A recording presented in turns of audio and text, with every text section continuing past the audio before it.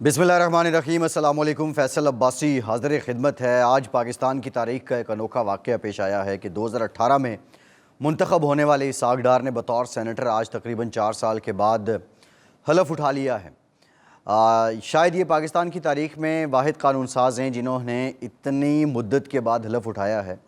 इससे पहले जिन साहब को ये ख़ासा हासिल रहा वो भी मुस्लिम लीग नून के साबिक़ रहनुमा हैं और पाकिस्तान के सीनियर सियासतदान हैं चौधरी निसार अली ख़ान।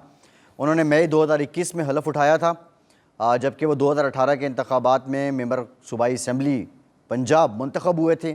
उसके बाद उन्होंने ये बुनियाद बनाई कि भाई मेरे साथ धांधली हुई है और मैं कौमी असम्बली हार गया, सूबाई असम्बली जीत गया, और एक तरह से उन्होंने इंतखाबात का बायकॉट किया था। लेकिन फिर मजबूरन कानून साज़ी ऐसी हो गई थी कि उन्हें मई 2021 में अपने ओहदे का हलफ उठाना पड़ा, लेकिन उसके अलावा उन्होंने किसी असम्बली इजलास में शिरकत नहीं की।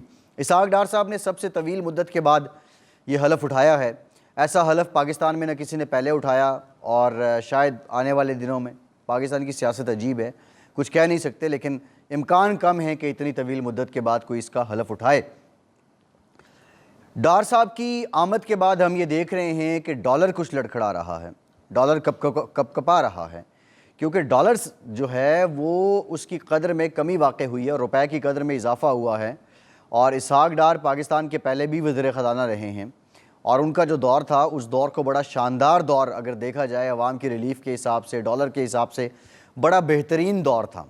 अब सवाल ये है कि डार साहब ने अभी वज़ीर ख़ज़ाना का हलफ उठाया नहीं है और डॉलर नीचे आना शुरू हो गया है, इसकी क्या वजह है? ये बड़ी इंपॉर्टेंट बात है, मैं आगे चल के आपको बताऊँगा।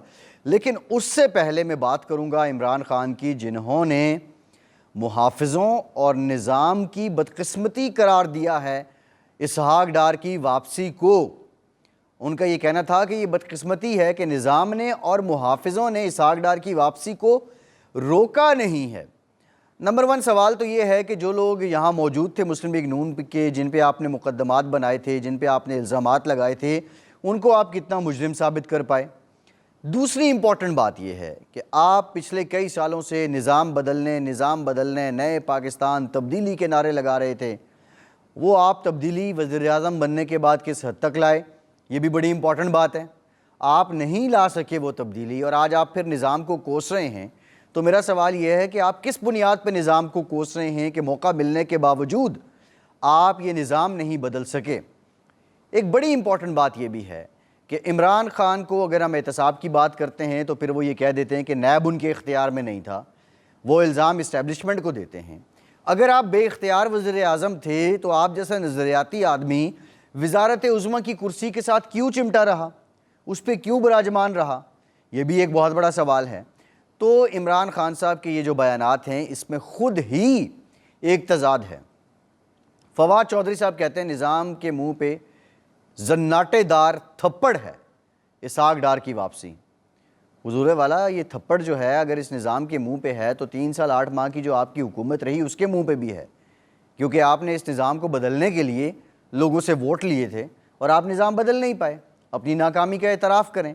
आपने जो कानूनी इस्लाहात लानी थी, निज़ाम इंसाफ में इस्लाहात लानी थी, 2.5-3 साल तो आप उस पर बिल्कुल चुप रहे, चुप साध के बैठे रहे। आखिरी दिनों में आपने जजेस की तादाद कुछ ज़्यादा की, कुछ एहतसाब से मुतालिक आपने तब्दीलियाँ लाने की कोशिश की, लेकिन कोई बड़ी खातिर खा ऐसी रिफॉर्म आप नहीं ला सके जिसके नाम पे आपने वोट लिए थे, जिसके नाम पे आपने तब्दीली का नारा लगाया था, जिसके नाम पे आपने पाकिस्तान के अवाम को अपने पीछे लगाया था। तो हुजूर वाला, ये जन्नाटेदार थप्पड़ इस निज़ाम के साथ साथ आपकी 3 साल 8 माह की हुकूमत पर भी है। अब आते हैं डार साहब और डॉलर का रिश्ता क्या है। इसहाक डार इस बात के माहिर हैं कि पाकिस्तान का जो बिज़नेस तबका है, पाकिस्तान का जो सनतकार तबका है, जो कारोबारी तबका है, वो इसहाक डार के नाम पर एतमाद करता है। इसहाक डार के पास पाकिस्तान की मईशत को चलाने के लिए अपने कुछ जुगाड़ मौजूद हैं। पाकिस्तान की हर हुकूमत जुगाड़ करती रही है। पाकिस्तान की बदकिस्मती ये है कि पाकिस्तान के मुआशी फ़ैसले मुआशी उसूलों पर नहीं होते बल्कि वो सियासी उसूलों पर होते हैं। अगर कोई ऐसा फ़ैसला कि जिसकी वजह से आपकी सियासी साख मुतासिर हो रही है, हुकूमत की साख में कमी वाक़ हो रही है, हुकूमत की साख मजरूह हो रही है, تو پھر حکومت وہ معاشی فیصلہ نہیں کرتی جو معاشی اصول کے مطابق اس وقت اس کو لے لینا چاہیے۔ یہی کام نون لیگ کی حکومت کرتی تھی، یہی کام پاکستان تحریک انصاف کی حکومت کرتی رہی، اس سے پہلے یہی کام پاکستان پیپلز پارٹی کی حکومت کرتی رہی، اس سے پہلے جتنے آمر آئے وہ بھی یہی کام کرتے رہے، اور الٹیمیٹ آج ہم اس نتیجے پہ پہنچے کہ ہماری معیشت اپاہج ہو چکی ہے، ہم کمزور ہو چکے ہیں۔ معیشت کے بارے میں ایک بڑا آسان سا کلیہ ہے کہ اگر آپ نے یہ جاننا ہو کہ معیشت میں بہتری ہوئی ہے یا معیشت میں تنزلی ہوئی ہے، کمی واقع ہوئی ہے، معاشی کارکردگی ٹھیک نہیں ہے، تو کلیہ یہ ہے کہ عوام کتنے خوشحال ہیں۔ اب اسحاق ڈار کا کمال یہ ہے کہ ان کے پاس ایسے جگاڑ موجود ہیں، حالانکہ عمران خان صاحب کو یہ کریڈٹ جاتا ہے کہ انہوں نے جگاڑ کی نفی کی تھی، وہ بالکل چینلائز معاشی اصولوں پہ نظام چلانا چاہتے تھے، لیکن بالآخر ان کو بھی کچھ جگاڑ کرنے پڑے معیشت میں، اور جب آپ ایک بھی جگاڑ کر دیتے ہیں، معاشی اصولوں سے پھر جاتے ہیں، تو پھر معیشت بہت پیچھے چلی جاتی ہے۔ بہرحال اسحاق ڈار کے پاس یہ جگاڑ موجود ہے کہ وہ ایسے فیصلے کر سکتے ہیں کہ جس سے عوام پہ پریشر کم آ جائے، مہنگائی کم ہو جائے، روپے کی قدر بڑھ جائے، ڈالر کی قدر میں کمی واقع ہو جائے، پاکستان کی امپورٹ کم ہو جائے، پاکستان کی ایکسپورٹ بڑھ جائے، پاکستان میں انڈسٹری چل پڑے، پاکستان میں کاروبار چل پڑے، بے روزگاری میں کمی واقع ہو جائے۔ اسحاق ڈار اس معاملے کے ماہر ہیں، اور ابھی ایک سینٹیمنٹ ہوتا ہے جب ہم معاشی ماہرین سے بات کرتے تھے، وہ کہتے تھے کہ ڈالر کی جو اصل ویلیو ہے وہ 190 روپے سے اوپر نہیں ہے، لیکن مارکیٹ کے اندر جو چہمگوئیاں ہیں، جو افواہیں ہیں، جو سٹے بازی ہے، وہ اس بات کو اتنی ہوا دے دیتی ہے کہ یہ جس کا جو جی چاہتا ہے وہ اس مرضی کا ریٹ لگا لیتا ہے۔ اب مسئلہ کیا ہے؟ آئی ایم ایف کے ساتھ ہماری جو کمٹمنٹ ہے کہ ڈالر کا تعین مارکیٹ فورس کرے گی۔ آئی ایم ایف یہ کہتا ہے کہ ہم نے مزید نوٹ نہیں چھاپنے، آئی ایم ایف یہ کہتا ہے کہ ہم نے ریزرو میں سے پیسے اٹھا کے مارکیٹ میں نہیں پھینکنے۔ اسحاق ڈار صاحب پہ یہ الزام لگتا ہے 2013 سے 2018 تک کہ انہوں نے ریزروز میں سے پیسے اٹھا کے مارکیٹ میں پھینک دیے تھے، اس وجہ سے ڈالر کی قیمت تو مستحکم رہی، لیکن حقیقت میں ریزروز کم ہو گئے، کرنٹ اکاؤنٹ خسارہ بڑھ گیا، جس کا شروع میں بہت زیادہ پرچار تھا پاکستان تحریک انصاف کے دور میں۔